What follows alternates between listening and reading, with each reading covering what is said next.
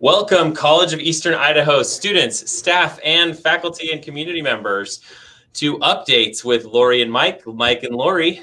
Hello, everyone. As always, I have with me my wonderful co-host, Vice President of Academic and Student Affairs, Lori Barber. And as always, I am Dean Mike Walker, Dean of Student Affairs here at College of Eastern Idaho. And also an awesome co-host, I must say, Dean Walker. It's always a pleasure to be here with you. So I'm going to start us off, as usual, with our quote.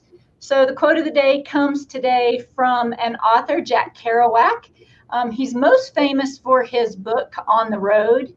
And in one of his books, he wrote, quote, "Great things are not accomplished by those who yield to trends and fads and popular opinion." And this is a really great quote to remind us that sometimes bucking the popular trend, forging your own path, is often the best way.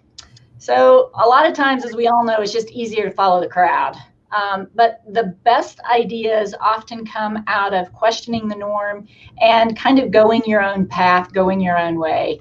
And really, I would say at this point in time, at this time in our history, the world really needs everyone to be themselves. We need everybody to have their own ideas.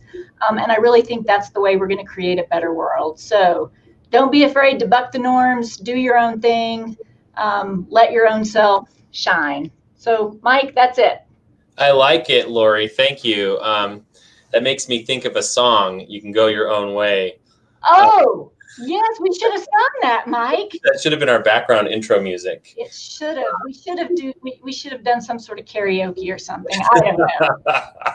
Well, thank you, Lori. I completely agree. I think it's really important for students, but also for everyone to really keep that in mind, that bringing all of the ideas to the table will help be successful, because that's how you whittle out bad ones and whittle down to good ones, and how you improve everything. So I completely agree. And those, I'm sorry, not to belabor this point, but so many times things that become huge in the beginning, people were laughed at. They were like, "What? That's never going to happen. You're crazy." And then, suddenly you're Steve Jobs and you're like a gazillionaire. So the digital ideas are always, people are initially shocked at them. I think even about my watch, like my Apple Watch, I bring it with me to work today, and I'm feeling like insecure because I don't have it. So anyway. Mike says I should buy an Apple Watch. I don't have one. They're amazing. I'm a late adopter. They're amazing. So anyway, so let's get to our updates. So we have another student intern position available for esports, these career pathway interns that we're doing. And they're really great opportunities. So students, please watch for your email today for a copy of the posting and the position. And you can go to the HR website to apply. And so you'll see that email today. That is very exciting that we are moving back into this arena again. Super exciting. All right, I have some financial aid updates part 1, but there will be a sequel from Mike, part 2. So anyway, all right, spring late 8-week classes, the fees are due March 4th. Make sure you're getting those paid on time so you don't have any late fees.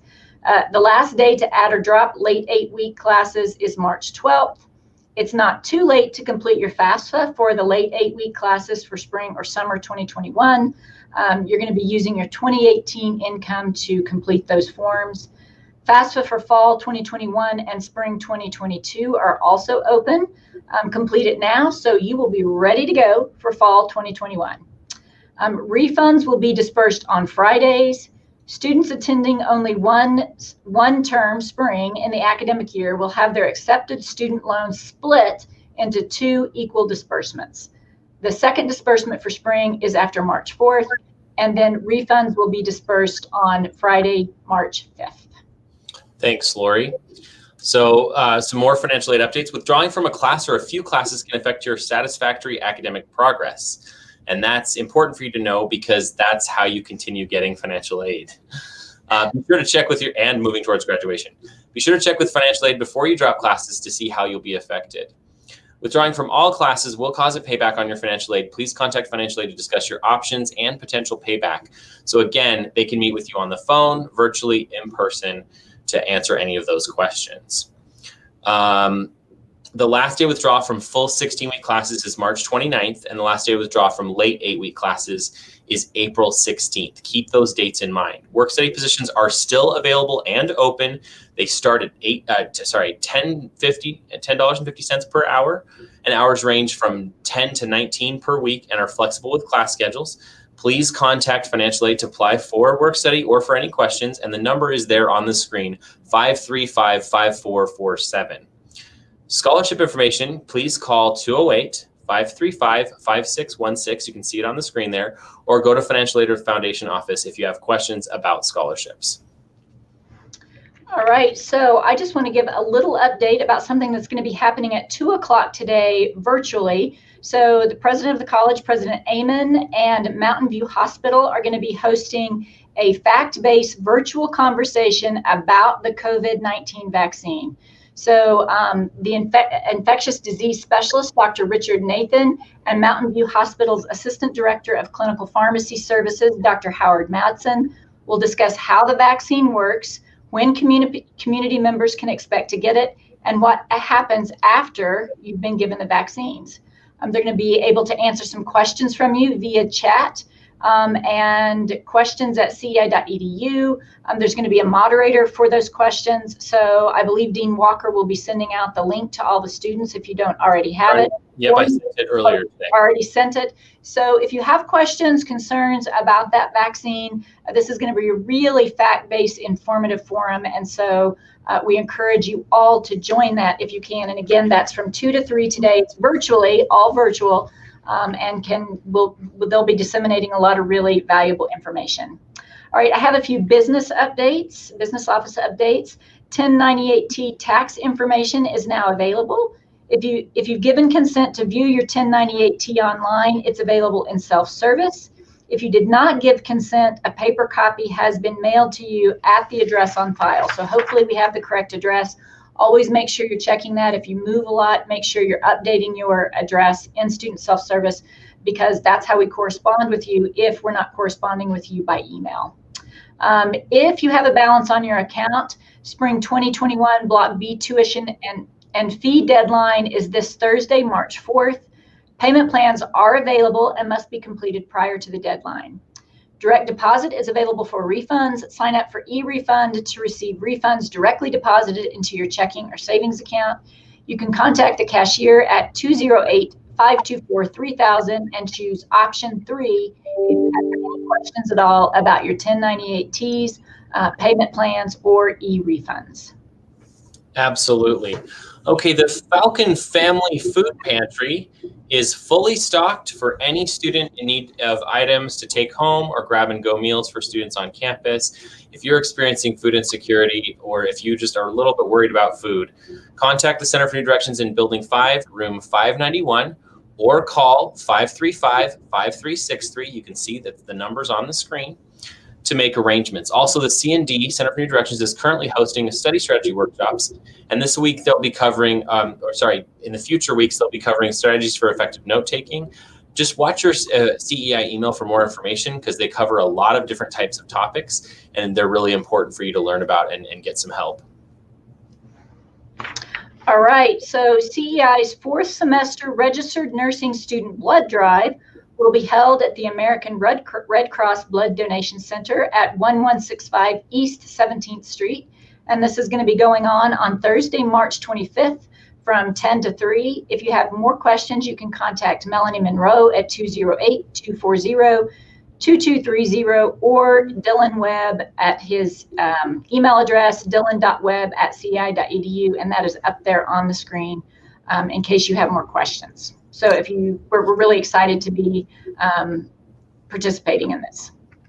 Just a reminder, general COVID reminders that you should follow.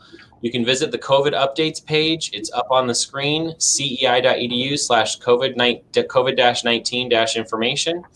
And as always, report any COVID-related questions or concerns, including positive tests, to covid@cei.edu up on the screen. And remember, wash your hands, stay 6 feet apart, wear your masks when you're around people, and be responsible. And hopefully this will end soon.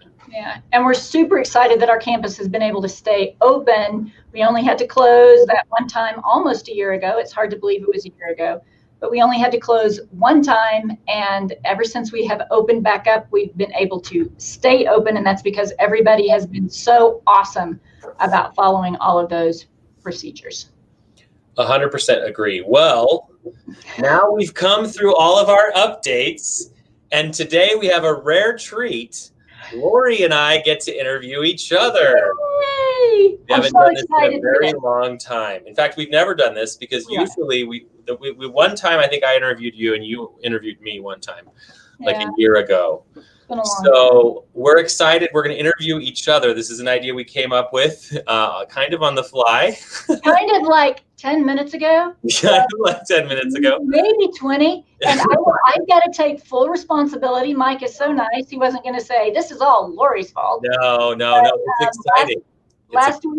Last week was a crazy week, and I did not find a guest for us to interview. And then I thought I had found somebody, and then they couldn't. And so we decided to do this, and this is pushing my comfort zone because usually in something like this, I would have prepared for like a week with the questions that came my way. Mike literally sent me awesome questions, I might add, about 20 minutes ago. Yes, and they are scary questions, and I don't know how I'm going to answer some of them, to be perfectly honest, so we'll see what we come up with. So I'm going to start. I'm going to ask you first. Okay. So. That's not fair. It's not fair at all. Life isn't fair, Laura. You know this. I do know. We notice. Okay. Tell us your journey and how you got here. Sure. Okay. Well, I'm going to try to keep this short because Mike wrote 12 really amazing questions that and some of them we could spend the whole time talking about, literally. Between you and I, we could take one question. And it would be the whole interview. All right. So we could do a TED Talk on every single one of these questions. Someday Mike and I will do a TED Talk. So watch for that coming to you soon. All right. So tell everybody my journey and how I got here. So I took kind of a winding and long journey to get here, and was definitely have been a traditional student and a non-traditional student. I grew up in Oklahoma. Right out of high school, I went to Oklahoma State University. I had a scholarship there, and I was studying biochemistry. I was very much into science in high school. In fact, I'll just throw this in. I won the Oklahoma State Science Fair with my project, the desiccation resistance of the Drosophila melanogaster. I basically took poor little fruit flies and saw how long they could go without water. So anyway, so I was very much into science. Went and spent 2 years at Oklahoma State University, and then for a lot of reasons transferred to University of Oklahoma and took a class in women's history and absolutely fell in love with it. It was a Stanford trained professor. He was amazing. And I just thought, why in the world am I doing biochemistry? This is what I really love. And I actually took a few other turns in majors before I finally settled on history. Because I changed my major. I spent 2 years at University of Oklahoma. I got married. My husband and I started moving all over the country, and in fact have lived abroad as well for 3 years. And I never finished my degree. And so when we came back from living abroad, I was late 30s and decided it was finally time for me to finish my degree. So as a 39, 40-year-old, I went back to finish that degree. And it was really scary to go back. There was one class I was in where I was 39 years old, and the next oldest person was 20. It was a communications class. I had to go back and take a communications class. So it was really tough. It was really hard, and it was really scary, but I did it. I was able to finish my undergraduate degree because of all the credits I had prior, finished that undergraduate degree in a year, and then in another year and a half had finished my master's degree, had an opportunity to teach a upper division women in history class at Idaho State University, a really rare opportunity that I feel very fortunate to have been given, and fell in love with teaching higher ed. And from there, I was able to become a full-time assistant lecturer at Idaho State University, created a lot of my own classes, taught in history and women's studies. And then when I heard that the community college there was a vote that was going to be happening. I really knew that community college is where I wanted to be. Community college had helped my parents a lot become successful, get on a successful track. And so there was a position that became available, and I took it, and then I've just kind of moved up in the ranks here. Awesome. You know, it's funny when you tell your story, there's things that we have in common and things that we don't, but there's so much that's interesting that it is in common. So yeah, that's really fascinating. I'm assuming you want me to answer the same. Yeah. So Mike, tell us your journey and how you got here. Okay, I will do it. So my bachelor's is also in history, also a journey to try to figure out that major. I did that at BYU, Idaho. And my first master's is also in history. This was from BYU in Provo. Took me a little longer, though. I didn't get that done in a year and a half. It was about a multiple year thing. I had worked for Utah Valley University during that time as well, and finished my master's, and then worked for UVU for many years. And I ultimately ended up being about 11 years. Taught history, philosophy, ethics, world history, American history, cultural studies. Taught for Salt Lake Community College. Taught for Utah State University, American history. And I taught humanities for Salt Lake Community College. But all 13 years of teaching that I've done, I've always kind of taught the ethics class for UVU, and now I'm teaching it online for CEI as well. And it's kind of been my favorite class to teach, although I do love teaching history, especially world history. Also a Francophile, as you are. I do love French stuff. I lived abroad too, in Belgium and France. As a child and as an adult, and I did research there. My first master's is actually, I'm an expert in 1500 to 1800 early modern Europe, specifically the Huguenots.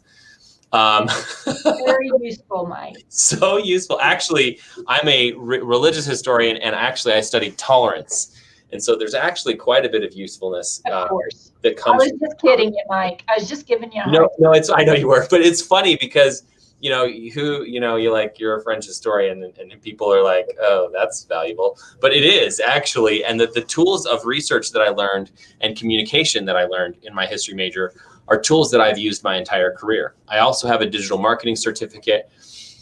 And now I have a master's I earned in 2017 on my way towards my doctorate in higher education and student affairs, in which I got a 4.0. Walker, what? Anyway, just kidding. Me too. Yeah, I know. Yeah, that's true. Yeah, I know you. Not that it's a competition. And I've been in the dissertation writing phase for 3 years in my PhD in education. My research, I'm a psych researcher now, and I study the psychology of hope in new freshmen. So that's how I got here. I applied for all the dean positions, and I got two quick rejection letters for the dean of gen ed and the CTE dean positions. But the position I really wanted, I got an interview, and I was successful. And so I've done that for 3 years. Started in 2008, April 2008. And it is my dream job. I love working at College of Eastern Idaho. It's such a special place. The people, the students, the leaders, the innovation. We're doing things that I just love. Anyway, I'm talking too much. So, Lori, why did you pursue a doctorate? Yeah. All right. So I am in my doctorate right now. So a doctorate is something that I always wanted from the time, I was very young. And again, I took this twisted and winding path to get where I'm at now. And the time was just finally right for me to be able to pursue that doctorate. And excuse me, Mike talked about the innovation that we're doing here at CEI. And I think that really is a hallmark of our college, is how we're innovating in order to bring new curriculum, up-to-date curriculum to our students, good programs where they can get great jobs when they graduate if they're in the CTE with an AAS degree, or they're transferring on to our university partners as a junior, and they're really well prepared. Whatever it is we're doing, excuse me, we are really innovating. And so as I was looking for a doctorate program, I found one at Arizona State University, and it is a doctorate in leadership, educational leadership and innovation. And it has been so helpful. I will read something over the weekend and I'm like, oh, I can use that this week. So it's very practical, and it's really helping me to be a better leader and help create a college, again, that is really innovative, strategically innovative for our students, our community, and business and industry. So I will be excited to have that doctorate completed. It's a lot of work to be in a doctoral program full-time and working full-time. Mike, you know all about that, so I'm not going to get any sympathy from him. And so, Mike, why did you decide to pursue your doctorate? So it's kind of funny you asked that, Lori, mostly because we're asking each other the same questions. But it's also funny because I really specific reasons. I loved working in higher education. And this was when I was at Utah Valley University. And I started actually when I was at their Heber campus. And I applied to 2 programs, the University of Utah and Utah State University. I got into the Utah State program. I'm pretty excited about it. It was at a few different places wherever I moved my career, I could finish it, because many of the classes were live interactive web video conferencing. And then we had 2 intensive summers in Logan. And then some classes were live. You could attend live, or you could attend in person or at one of the sites. And so that was really convenient as my career moved to Orem. And then when I finished the coursework, as I moved up here, it's all been virtual. And then occasionally I will go down to Logan to meet with my chair or whatever. But it's been really convenient because that's not very far away. Same distance between Idaho Falls and Logan as I was when I was in Orem in Logan. So it's just been really easy and convenient. And so I've done that.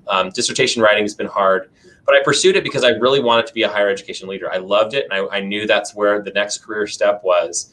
And ed leadership is a natural fit for people in our positions. And helping students is a natural fit for me. And it was kind of my goal to become a dean of students by the time I was 65. And I got lucky at 37 to land my dream job. And so that's really why I pursued it. And I want to also be inspiring to other people, whether it's a doctorate or whether it's some other dream, it doesn't matter. Whatever the dream is, you only get one chance at life. And there are things that I really wanted to do, and that was one of them. And I'm grateful that I've been able to be able to move that direction and complete it. I'm not quite done. I'm in the throes of dissertation writing, but it's been a great experience. So Mike, and mine has been such a great experience. And part of that has been, I was really afraid to do. So mine is predominantly online. And I was so afraid. I taught online. I've taught a lot of different modalities in higher education, but I had never taken any class other than a face-to-face class personally. And so it took a lot of thinking on my part. Is this really what I want to do? And I decided, just from the content and everything about the program was so amazing, that it really was what I wanted to do. And so it's been a learning curve for me, but it's been really great to be an online student, so I can really empathize, especially with what some of our students who never thought they would take an online class, but were forced into when we all had to go home last March when the pandemic hit. So the online class has been, Amy, that's so nice. Amy was in some of my classes I think she took 1 or 2 of my classes at Idaho State. So I appreciate that, Amy. Very kind. Anyway, so Mike, why don't you let me ask the next question first? Oh, fair. That way I'll get first cut at it. Okay, right. You can take all the low-hanging fruit. So, what is your favorite student study tip? So my favorite student study tip is do a little bit every day. So it's a tip. I should have gone first. Yeah, it's a tip that really it works. It's the tip that I don't take my own advice very often, but it's the best tip. Do a little bit every day. If you have a big paper coming up, if you have a big project coming up, if you have reading to do a little bit every day. And in some cases, do a lot every day if you have to. But that's my #1 student study tip. All right. Well, my #1 student study tip, but I would say the #2, but a close tie. Maybe it's a tie. We'll say it's a tie. And that is to stay in contact with your instructor. So many times contacting your instructor seems intimidating or scary, or like, I used to get people who would send an email. It was just an email, and they would say, "So sorry to bother you." And your instructors don't think you're a bother. Your instructors want you to come to them, especially if you're struggling, you don't understand, you're confused. And if they tell you things like, "If you come to me, I can help you with that paper," go see them. I used to always say that. I would say from day one, come see me. There's a paper due at the end of the semester. Come see me. You can come see me every week or every day if you want, and I'll be glad to help you. And the students who took me up on that got really good grades because by the end of the semester, their paper was perfected.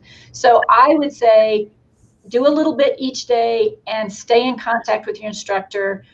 Go see them if you're struggling. Go see them even if you're not, just so they know who you are, know what your next steps are, and they can kind of be helping you think about what you need to do to get to that next step. So that would be my tip for you.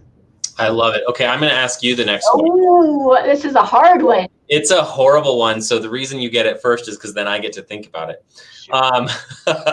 Where are your gaps and what are you doing to fill them? Such a great question. So, I think we all have a lot of gaps, and sometimes we don't know what those gaps are until a problem comes our way.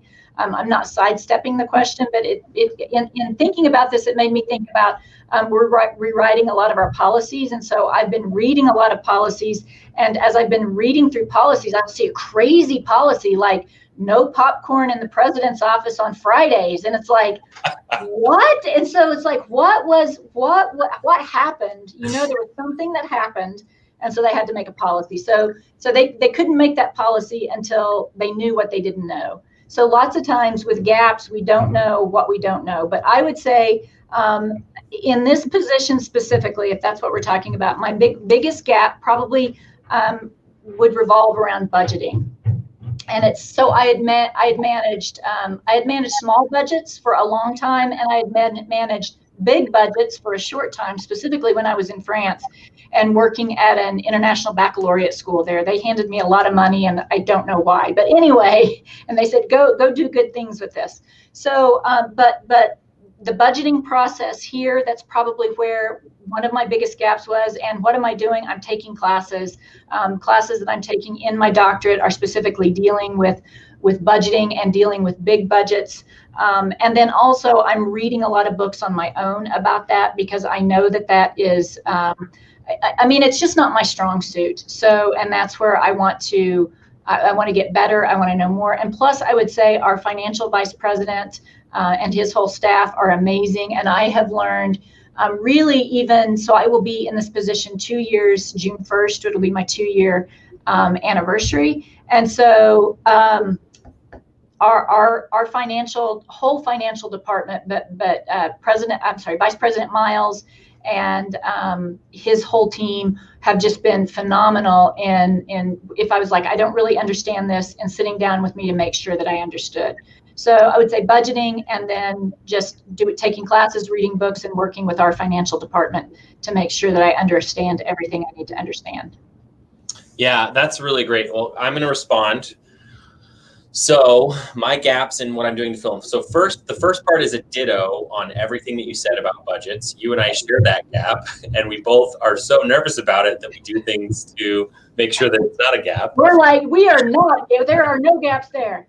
And we're historians, so come on. Right. So, but I will say, I agree with reading. I grab a book that I cling to. It's a huge plug for these guys, Art Munnan and Lori White. They're the editors of this, written by 10 authors, Keep Calm and Call the Dean of Students. I remember I was really intimidated and excited about getting this job, and there's a little bit of imposter syndrome going on, and I needed to cling to some of the resources. And so to fill those gaps, I looked to professionals on things that I didn't know how to do, and to my colleagues. One of my gaps is, believe it or not, long-term goal achievement. I'm really good at short-term projects, and I'm really good at short-term goal achievement. But long-term ones, it's harder because there's a long check-in process, and it's kind of like writing a doctorate where it's like, So chunking is what I'm trying to do, and setting small goals and making the long goal feel like a series of small goals, and looking to those resources. So that's my answer. All right, I'm going to ask the next one first, Mike. Okay, so who inspires you and why? So I inspire myself. No, I'm just kidding. Actually, I'm not. But that's not my chief people who inspire me. So actually, one of my inspirations is you, Lori Barber. Oh, Mike. No, it's true. My boss, Lori Barber, she is phenomenal. She's hardworking, she's kind, she's patient, and she is a really great supervisor. She really knows how to communicate with people in ways that's very, very effective. Also, my father is a huge inspiration to me, and my mom, my dad and mom. And I know this is not like since this isn't a job interview, I'm totally going to say my mom and my dad, because they inspire me so much in the way they love people, the way they're kind to people, the way they're charitable to people. My dad is a very wealthy man, and you'd never know it. And he gives his money away, and he's so kind. And his whole career has been about giving back to other people. That's his core values. I mean, Josh, when he was talking about core values. My dad's core value is really giving to others. I'm inspired by our president. I think about what we achieved with the 8-week classes. I was thinking about that this week because we're about to start our second block term session. And Rick, listening to his team and us putting forth an organized plan, and we did this thing, and it was because of leadership. Inspiration. And then of course my coworkers and my staff inspire me, and our students inspire me. About 2.5 years ago, I had my team start reading Simon Sinek's Start With Why. And our why is our students, and our students are what inspire us, and goal achievement for our students. So with that, who inspires you and why, Lori? Okay.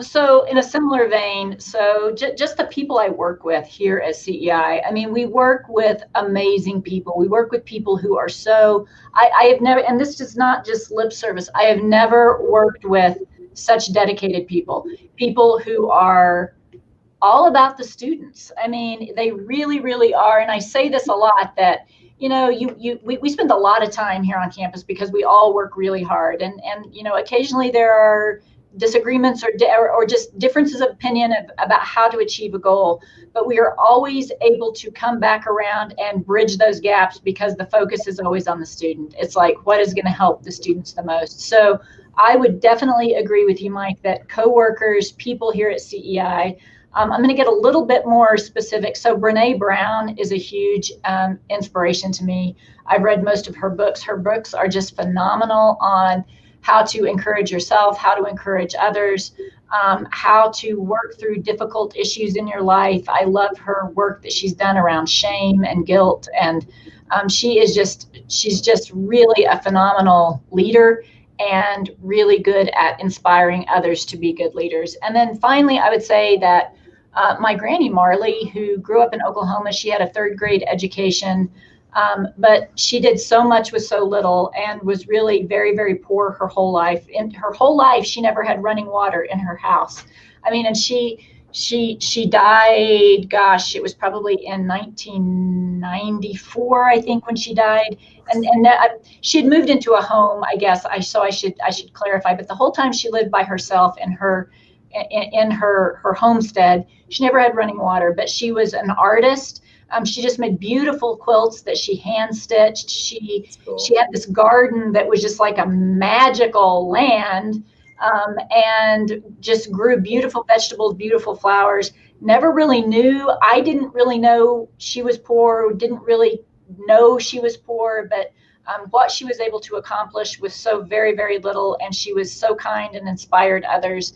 And all 4 of her children went to college. She and my granddad made sure of that. So 3 of them became electrical engineers. 2 of them worked for the FAA. 1 of them worked for NASA. My mom became a very successful dietitian. So anyway, my granny, she's an inspiration. That's very inspiring. Okay, so the next couple questions are in the same vein. What inspires you and why, Lori? What inspires me? Okay, so I would say that music, art, anything in the arts really, really inspires me. Reading inspires me. It's where I get a lot of my ideas and inspiration from. Good music inspires me. Watching people succeed here at College of Eastern Idaho. I mean, I don't mean to sound trite, but really watching people succeed here is such a huge inspiration. for me just to get up and keep doing every day what I'm doing and try to make the college better, try to develop better programs. So those are the things that really inspire me. What about you, Mike? So it's a lot of what you've said, like the particular authors that I'm reading at the time. We're doing Daring Greatly as a division right now. And so Renee Brown, obviously. But the what really is, like you've said, good music, good, seeing good accomplishments, motivation, like with my children, I'm seeing their accomplishments and seeing them grow. Those are the whats for me. They're also the who's too. But. For sure. All right, here's one that you wrote to. Where inspires you? So I need to get travel to happen again because I really want to go back to Belgium and I want to go to the Cinque Terre again in Italy, and I'd like to go travel. I'm going to do some staycation stuff here in this month. I'm excited. I'm going to go to central and southern Utah for a weekend this month sometime, and I'm going to go to Sun Valley. And so those are some local wares that I really, really love. I will probably retire in Haley and Ketchum, but probably Bellevue because it's too expensive to live anywhere over there. But I love Sun Valley. I mean, I didn't even really know how much I loved it until this last year. And I just really love Sun Valley. And I love Idaho Falls. The River Parkway inspires me. It's a local wear for 2020. And just being in the mountains or hiking somewhere in the hills or mountains, or being on my bike or going for a walk, those are the wares that inspire me. And I love Freeman Park where I live. Yeah. So Mike, if you're going to retire in Sun Valley, you're going to have to write a book about your fabulous, crazy life and sell that book, and then you can afford to live in Sun Valley. Deal. That's my plan. So you can use my plan. So it's funny because it's really a lot of the same things that you just said about the where that inspires me. So being out in nature, and I would say being in quiet, and that's really just in the quiet in nature. So I am definitely an extrovert. Might surprise people. I'm definitely an extrovert, but there are times when I just need quiet. And I can tell you, so I'm a writer as well, with doing a lot of other things. And so if I need inspiration to write, I need quiet, and probably quiet out in nature by myself. And so I love the sawtooths. That's beautiful. I love Switzerland. Switzerland is a beautiful place, one of the most beautiful places I've ever been to. And travel in general inspires me. So I would love to get back to traveling as well. So we're saying the same things, Mike. It's very similar. Okay, so I'm going to combine the next two questions. Okay.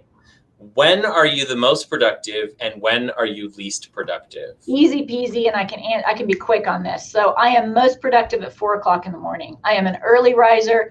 I've always been an early riser. And when am I the least productive? Anytime after 10 o'clock at night. It's just like, forget it. If I'm trying to push through and finish a paper or something, I would rather go to sleep for a few hours. And even if I have to get up at 3, that's what I would rather do than try to push past 10 o'clock to do something if I have to be very productive. What about you, Mike? So I would agree. Although I actually can be productive at 10 o'clock. I think I'm most productive in the early morning. I wouldn't say 4 a.m., but I'd probably say 5 or 6 a.m., depending upon when I wake up. The ideas are freshest, and you can just you feel like you have your whole day ahead of you, and you can just think, and there's no barriers. You can do, especially for writing, that's a really good writing time. I'm also productive late at night, but unless I'm tired, and then that's completely zero productivity.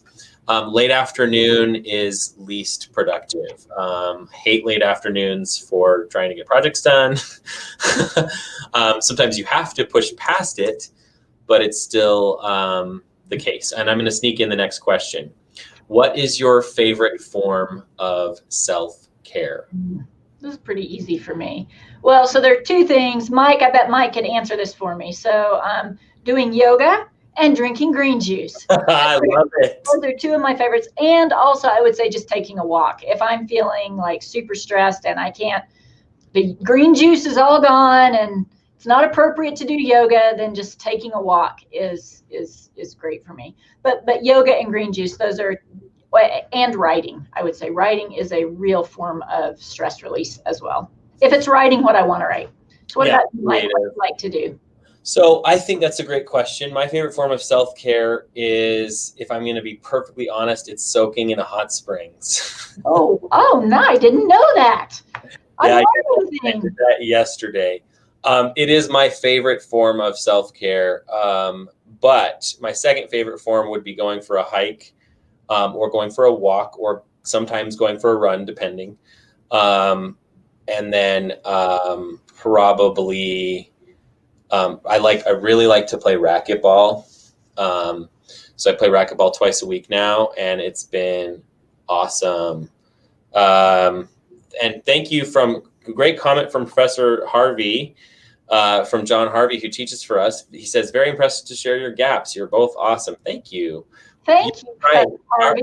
Are both awesome. But here's an interesting question from him. When it comes to change, what do you think is the best way to approach and communicate change? Oof, let's do that one. What do you think, Lori? Well, it's interesting because my whole doctoral thesis, my research is about change management, just because we've had so much change here at CEI, and good change, bad change, really fast change seems to be happening daily. And so what was the question? The question's gone now, it's disappeared. So when it comes to change, what do you think the best way to approach and communicate change? So I think first of all, the change has to be managed. And I think those at the top need to really do a great job of managing and saying, okay, here's the change we're going to approach over the next few weeks, few months, whatever. So I think it's making change manageable for the whole team. And then I think communicating how, why, who's going to be involved in the change, and if it's possible to let everybody have input on if the change should even happen. And so I think having lots of communication about should change happen, and if the decision has already been made, then really communicating why that decision was made the way it was, and then communicating the chunks in which the change is going to happen, so it doesn't feel chaotic and like, whoa, nobody knows what we're doing or when we're doing it or why we're doing it. That's what I would say. And I would just add, sometimes you can't have input about whether the change is going to happen or not, right, but you can still give input about what changes happen in that conversation, and at least hear people out. One of the best things, if you know somebody's going to completely disagree with the decision that has to be made, is to just let them know that their opinion, whether it's an agreement or disagreement, has been heard. You always want people to feel they can be heard, even if there's no way that what they're saying can be implemented. They want to at least have some form of equal or fair consideration. And so I think that's the only thing I would add to everything else Lori said. Of course, I 100% agree with. Okay. So, and then Josh said, I think it's probably Dersh, change management is really valuable. Great topic. So thank you to John and Josh for those questions and commenents. Look at all these people who are listening to us, Mike. I know, right? Who would have thought? You know it. Just kidding. I'm not kidding, but okay. Humility was never a strong strength. Okay, why do you work in higher education? So that is super easy for me, and I will make it as concise as I can. So I work in higher education to change lives. And again, I don't mean that to sound corny or trite. And I know a lot of people who work in higher ed, that's their answer, but that's because we really believe it. And here's what I know is that higher education, a lot of you guys have heard my story. My parents came from really great poverty. They were able to make it out of poverty because of junior colleges. That's what they were called in Oklahoma. And people just like Mike and myself and all of student affairs and all of faculty here at CEI who walked them through really tough, difficult processes. And they really were very successful. My dad became a very successful psychiatrist in Oklahoma City, and my mom was head of food services of a large hospital in Oklahoma City. So they became really, really successful because of colleges just like mine. And so we're not only changing lives, we're changing generations of lives, because if my parents wouldn't have gotten out of southeastern Oklahoma and grinding poverty, I would not be where I'm at. And I like to say, because I always like to work this in 3 generations, we went from grinding poverty, my granny having a 3rd grade education, to my son being awarded a Fulbright scholarship. I like to work this into whatever conversation. Just I love it. Little bit of a proud mom. But if you think about from a 3rd grade education to my son going on a Fulbright in 3 generations, and a community college helped pave that way, that's pretty profound work. That's why I work in higher education. And because I get to work with people like Mike. It's true. No, my people are here too. I think I would answer the question in a similar fashion. I'm not from Oklahoma. But my parents born and raised in Idaho Falls, and they were high school sweethearts at Idaho Falls High School. Then they went through different paths, and they ended up in Tacoma, Washington, where my dad worked briefly for Weyerhaeuser Corporation as their corporate attorney, and then he went into his own firm, and he was a lawyer. So I was always just going to become a lawyer, because that's what my cousins and my brother did, and I was just going to become a lawyer. And then eventually I just didn't want to do that, and I just didn't know what I would like. And I got this job in Heber, and I loved it. And I was like, well, I guess I'll go into higher education. And my sister was a university French teacher, and when I was 16. And so I was like, oh, being a professor would be interesting. And then I had various different ideas. Briefly wanted to be a pilot, briefly wanted to be a dentist, briefly wanted to be a journalist, and then eventually settled on being a historian. And then I found a career in student affairs in my journey. And I loved it. I loved helping students. And I was an academic advisor, and I was an admissions officer, and I did faculty affairs and faculty help and supervised some faculty things. And I helped just doing a jack of all trades at that campus. And then I got into continuing education a little bit and wanted to get back to student affairs. And I really, really enjoyed advising and admissions and helping students. And so that's why I'm in higher education, because I feel like I can help be a change agent for students.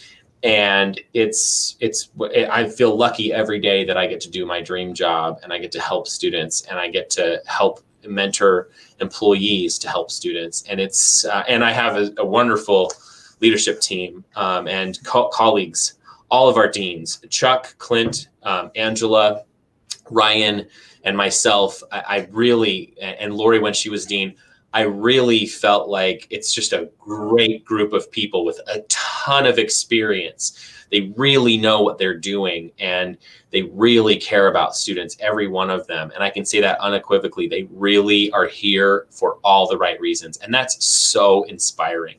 And then my supervisor, Lori, who I've already talked about, is amazing. And Rick Amon is a great president, but it crosses the board here. Vice President Miles is so talented.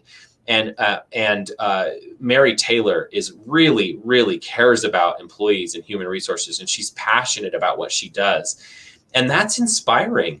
It's a crew of people that we have in all of our divisions that I think it's just so fun. And so it's just a great place to work. College of Eastern Idaho especially, but I really enjoyed working when I worked for Utah State and for Utah Valley University and for Salt Lake Community College. I really enjoy higher education. And I actually worked for BYU and BYU Idaho briefly as a student employee.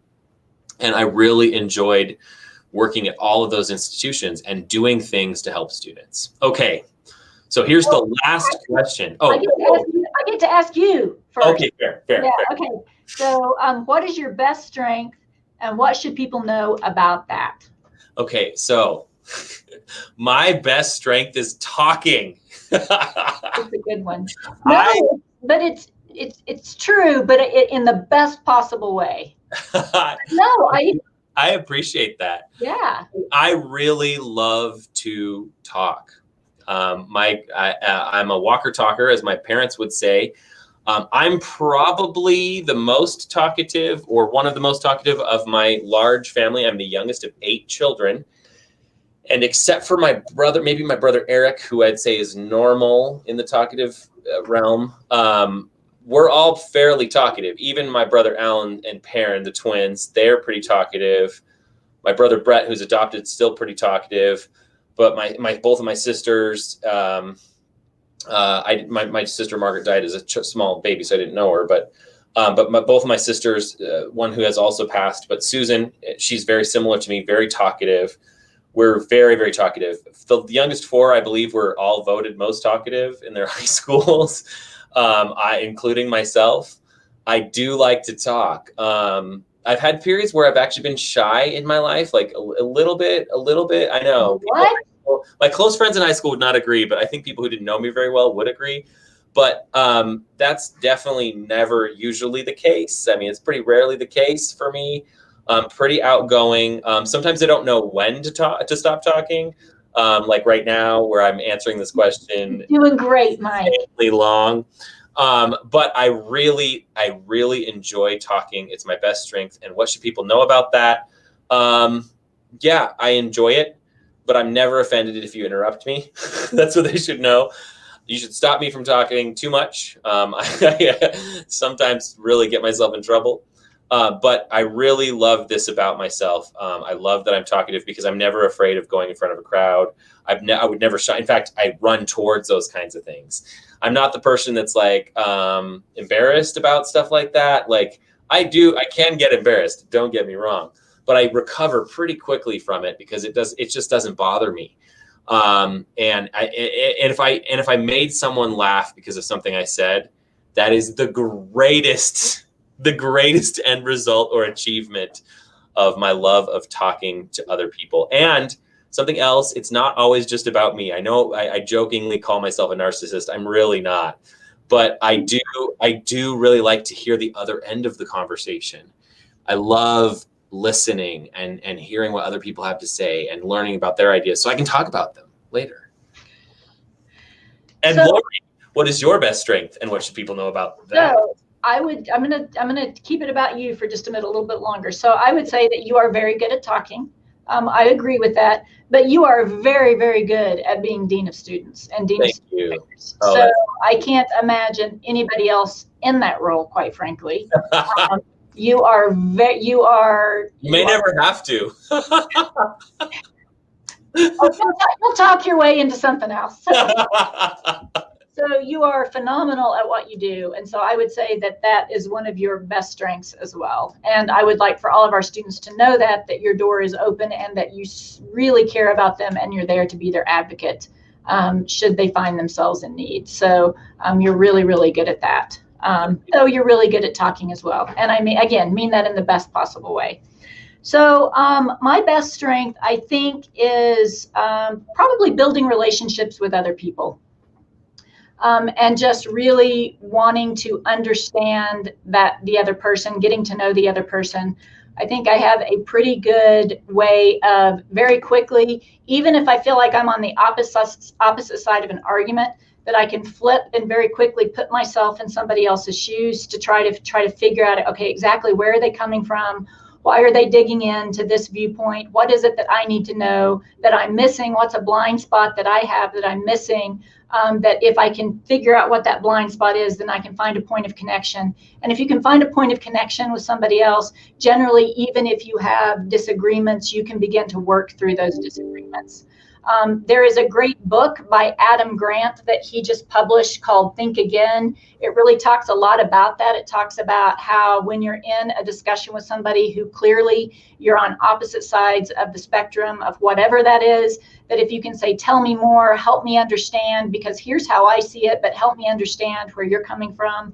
And I'm sure I'm not as good as Adam Grant, but if you don't know Adam Grant, he's a pretty phenomenal human being. And has done some pretty amazing things. But anyway, I think that's probably one of my. I think that's a strong point. And what should people know about that is that if you come to me and I'm going to find a way for us to connect, even if you think we're on opposite sides of the spectrum.